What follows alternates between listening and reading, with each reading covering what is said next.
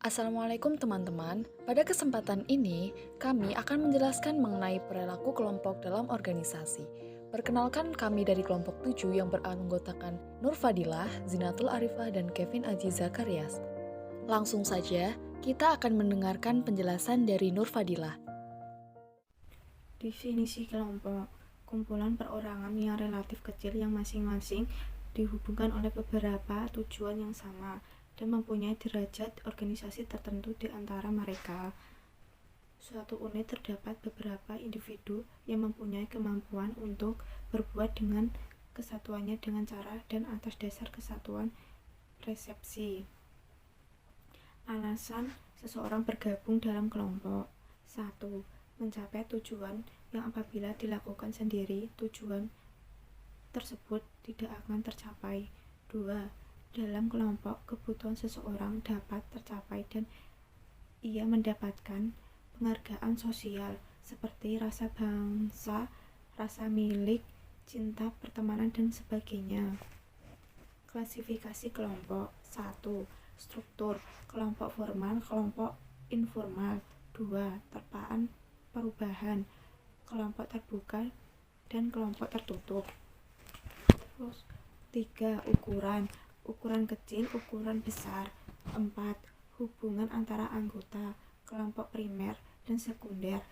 Pola interaksi, kelompok co-acting, kelompok counter-acting. 6. Penyelesaian masalah, kelompok deskriptif, kelompok preskriptif. Tahapan perkembangan kelompok. 1. Forming. 2. Storming. 3. Norming. 4. Performing. 6. Adjourning. Dan di sini saya akan menjelaskan satu persatu. 1. Forming atau pembentukan, ketidakpastian tujuan, struktur, dan kepemimpinan kelompok berakhir saat para anggota mulai berpikir bahwa mereka adalah bagian dari sebuah kelompok.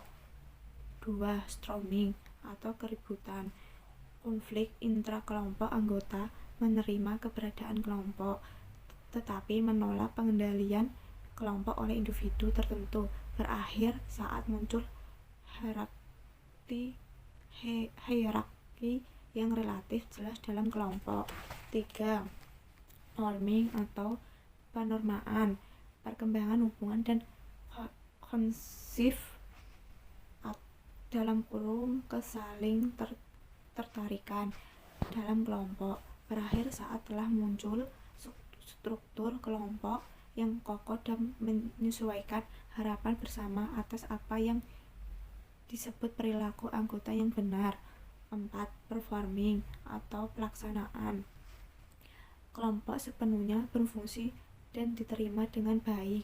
Energi kelompok sudah bergerak dari tahapan saling mengenal dan saling mengerti pelaksanaan tugas-tugas yang ada. 5. Adjourning atau penundaan, kepedulian untuk penyelesaian kegiatan-kegiatan bukan melaksanakan tugas. Teman-teman, selanjutnya saya akan menjelaskan mengenai properti kelompok.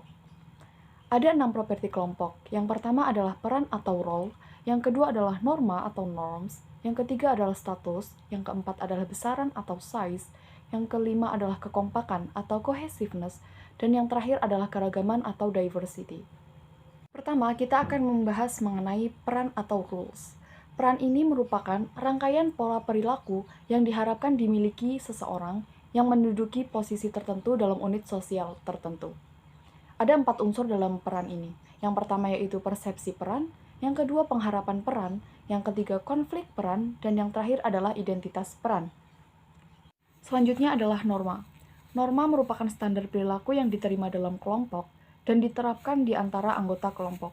Norma yang paling umum adalah norma kinerja yang memberikan instruksi yang jelas tentang bagaimana anggota harus bekerja, apa level output yang harus dihasilkan, dan bagaimana menyelesaikan pekerjaan. Yang ketiga adalah status. Status ini merupakan suatu posisi yang didefinisikan secara sosial atau peringkat yang diberikan kepada kelompok atau para anggota kelompok oleh orang lain. Menurut teori karakteristik status, status cenderung berasal dari salah satu di antara 3 sumber, yaitu yang pertama kekuasaan yang dimiliki seseorang, yang kedua adalah kemampuan seseorang untuk memberikan kontribusi bagi tujuan kelompok, dan yang ketiga adalah karakteristik pribadi individu. Properti yang keempat adalah besaran atau size and dynamics. Salah satu temuan penting tentang besaran yakni menyangkut kemalasan sosial atau social loving. Kecenderungan bagi individu untuk mengeluarkan lebih sedikit upaya ketika bekerja secara kolektif daripada ketika bekerja sendiri.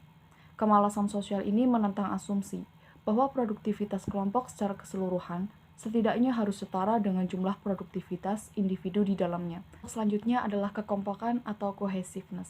Setiap kelompok memiliki kekompakan yang berbeda, yaitu sejauh mana anggota tertarik satu sama lain dan termotivasi untuk tetap berada dalam kelompok. Beberapa kelompok kerja kohesif karena para anggotanya telah menghabiskan banyak waktu bersama, serta karena ancaman eksternal yang telah mendekatkan para anggota. Properti kelompok yang terakhir adalah keragaman atau diversity. Keragaman ada untuk meningkatkan konflik kelompok, terutama pada tahap awal masa perkembangan kelompok. Meskipun keragaman dapat menyebabkan konflik, keragaman ini juga memberikan kesempatan untuk memecahkan masalah dengan cara yang unik.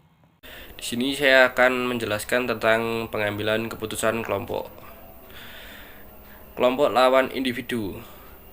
Keunggulan menghasilkan informasi dan pengetahuan yang lebih lengkap. Yang kedua, meningkatkan keragaman pandangan. Yang ketiga, meningkatkan peluang dan alternatif. Yang keempat, meninggalkan penerimaan atas solusi. Untuk kelemahan, yang pertama, pengambilan keputusan kelompok membutuhkan waktu yang lebih lama. Yang kedua, keputusan kelompok dapat didominasi oleh satu atau beberapa orang. Yang ketiga, koalisasi dominan dengan kinerja rendah dapat menurunkan efektivitas seluruh kelompok. Yang keempat, munculnya tanggung jawab yang ambigu. Yang selanjutnya, efektivitas dan efisiensi. Menurut kriteria akurasi, keputusan kelompok cenderung lebih tepat dari rata-rata individu dalam sebuah kelompok. Apabila didasarkan pada kriteria kecepatan, maka individu lebih unggul. Akan tetapi, dalam hal kreativitas, keputusan kelompok lebih efektif. Begitu pula jika efektivitas berarti tingkat penerimaan yang dicapai, maka keputusan kelompok lebih unggul. Efektivitas tidak dapat dinilai tanpa mempertimbangkan efisiensi. Menurut kriteria efisiensi, kelompok hampir selalu kalah telak dibandingkan pengambilan keputusan individu. Oleh karena itu, untuk menutup kerugian efisiensi, peningkatan efektivitas dipertimbangkan dengan baik. Yang selanjutnya, pemikiran kelompok dan pergeseran kelompok. Pemikiran kelompok, fenomena yang mengambil situasi ketika tekanan kelompok untuk kesesuaian menghalangi kelompok untuk menghargai secara kritis pandangan-pandangan tak bisa, minoritas, atau tak populer. Pergeseran kelompok, fenomena yang mengidentifikasi bahwa dalam membahas perangkat alternatif dan mencapai solusi tertentu, para anggota kelompok cenderung membahas berdasarkan posisi atau pendirian awal yang mereka anut. Yang selanjutnya, teknik pengambilan keputusan kelompok. Interacting group. Anggota kelompok bertemu tatap muka dan berkomunikasi dengan bahasa verbal dan non-verbal. Yang kedua, brainstorming. Ada 3. Yang pertama, pemimpin kelompok menyatakan masalah. Yang kedua, anggota kelompok mengemukakan alternatif. Yang ketiga, kritik tidak diizinkan. Yang ketiga, nominal group teknik. Ada 2, membatasi diskusi dan komunikasi interpersonal. Yang kedua, anggota kelompok hadir secara fiskal namun berpotensi secara mandiri. Sebelum menutup video ini, saya akan membacakan kutipan dari Henry Ford yang berbunyi, "Coming together is the beginning, keeping together is progress, working together is success." Untuk artinya bisa teman-teman cari sendiri ya. Terima kasih. Sampai jumpa lagi di lain kesempatan ya teman-teman.